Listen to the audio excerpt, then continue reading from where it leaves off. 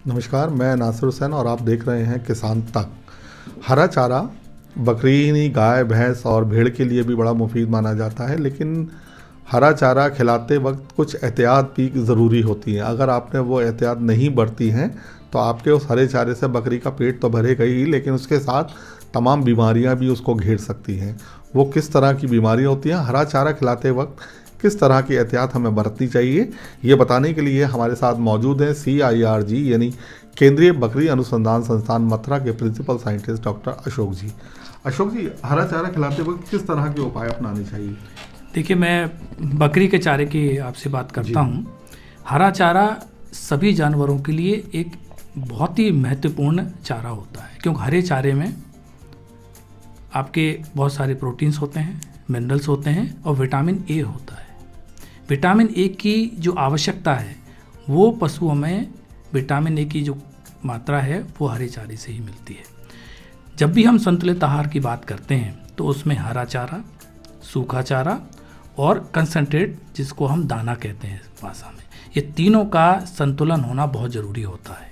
अगर हम केवल हरा चारा खिलाते हैं तो उस हरे चारे खिलाने से उसकी जो आवश्यकता होती है पोषण की वो पूरी नहीं होती है।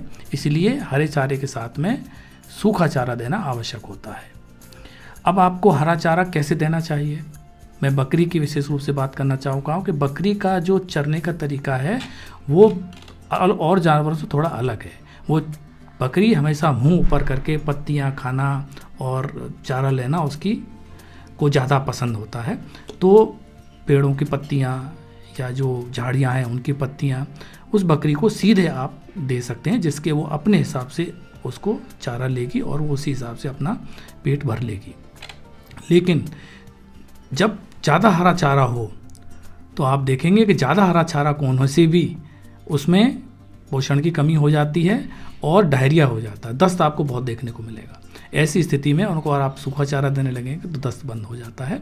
हरा चारा देने से एक और समस्या आती है, विशेष रूप से जैसे रिजका है या बरसीम है, इसमें खाने से उसके पेट में एक गैस बनने लग जाती है जिसको हम अफरा कहते हैं, और उसमें एक ब्लोट होता है। क्या होता है कि गैस उसके पेट में ही ट्रैप हो जाती है, वो बाहर नहीं निकलती है। ये हरा चारे का एक ड्रॉबैक है। तो इसमें ये करना चाहिए कि ऐसी स्थिति में अगर हो गई है गैस, उसमें वहीं ट्रैप हो गई है, गैस भर गई है, तो इसके लिए आप अपने लेवल से भी इलाज कर सकते हैं, जिसमें आप कोई भी खाने वाला तेल दे सकते हैं उसको 50 ml तक, या फिर आप उसको जो तारपीन का तेल आता है उसको 5 ml और 50 ml खाने का तेल कोई भी लेके मिला करके देंगे तो गैस उसकी बाहर आ जाती है। इसके अलावा चूँकि जो जैसा मैं आपको एक चीज़ बता रहा था कि अक्सर कर हम देख रहे हैं, बकरियों में तो खैर शायद ये समस्या ना देखी हो, लेकिन गाय भैंसों में देखते हैं कि लोग हरा चारा आप देते ही नहीं हैं। अब या तो भूसा देते हैं या कंसंट्रेट देते हैं, वो खिलाते रहते हैं। ये जो हरा चारा है इसमें जो विटामिन ए है ये किसान उसको भैंस को, गाय को नहीं मिलेगा। तो क्या होगा कि जो छोटे बच्चे पैदा होंगे उसके, उन बच्चों में भी आप देखेंगे विटामिन ए की डिफिशियंसी एकदम हो जाती है, उनका ग्रोथ नहीं होती है, कभी कभी ब्लाइंडनेस हो जाती है, सिर बड़ा हो जाता है और मृत्यु भी जल्दी हो जाती है। इसलिए हरा चारा आप पूरा खिलाएं, सूखे चारे के साथ खिलाएं, जितनी आवश्यक दाना है उसके साथ खिलाएं, जरूर खिलाएं, जिससे उसको संतुलित आहार मिलता रहे। तो देखा आपने किस तरह से हरा चारा जो बकरियों के लिए बहुत ज़रूरी भी है, लेकिन उसके साथ कुछ उपाय भी बहुत ज़रूरी हैं जिससे कि बकरी को तमाम तरह की बीमारियों से बचाया जा सकता है। तो इसी तरह के और जानकारी पर एक वीडियो देखने के लिए आप बने रहिए किसान तक।